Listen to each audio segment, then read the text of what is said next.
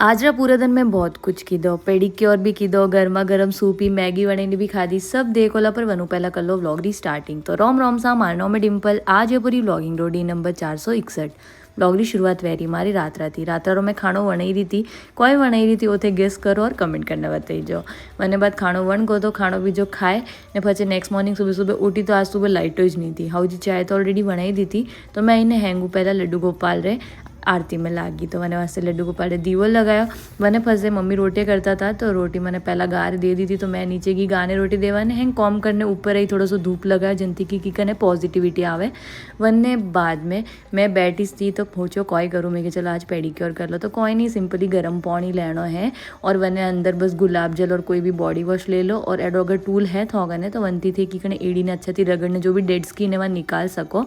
वने बाद में मैं बनी थी एकदम सूपी मैगी, बहुत ज़्यादा टेस्टी थी।